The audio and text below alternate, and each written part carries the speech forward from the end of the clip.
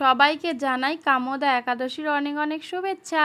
রাধে রাধে বন্ধুরা, তোমরা সবাই কেমন আছো? আশা করছি সবাই খুব ভালো আছো। আমিও খুব ভালো আছি আমার গোবিন্দের কৃপায়।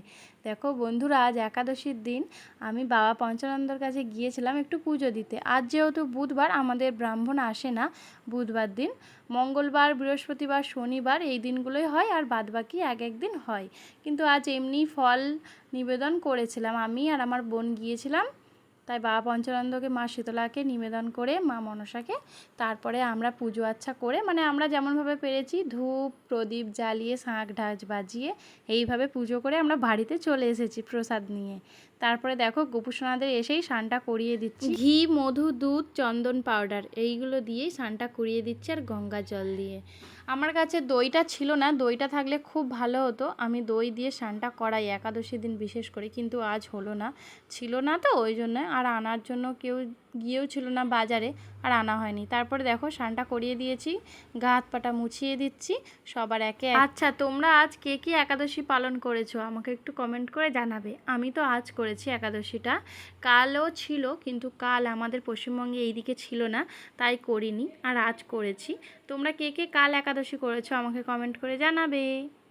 তারপরে দেখো আমার বোন আজকে খাইয়ে দিচ্ছে, মানে নিবেদন করে গিয়েছিল, তারপরে বলছিল একটু খাইয়ে দেবো। আমি বলছি হ্যাঁ খাইয়ে দে। তারপরে দেখো প্রসাদ নিয়ে চলে এসেছি সব জায়গার, বাবা পঞ্চানন্দ আর আমাদের ওপরের সব ঠাকুরের, তুলসী মহারানী সববার একসাথেই।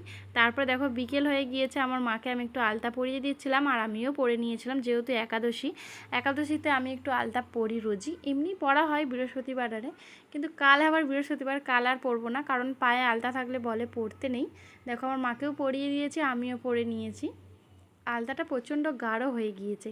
তারপরে দেখো গোপু সোনাদের জন্য একটা জিনিস বানাবো, আলু দিয়ে সাবু দিয়ে পকোড়ার মতো।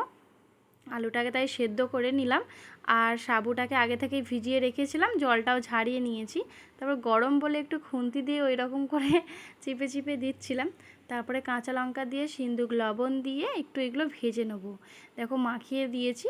তারপরে তেল দিয়ে দিচ্ছি, যেহেতু একাদশীতে সব তেল খাওয়া বারণ, মানে কিছু কিছু তেল, যেমন বাদাম তেল খেতে পারবে, আর হচ্ছে সেই সূর্যমুখী তেলটা, ওই তেলটা দিয়েই আমি করছি।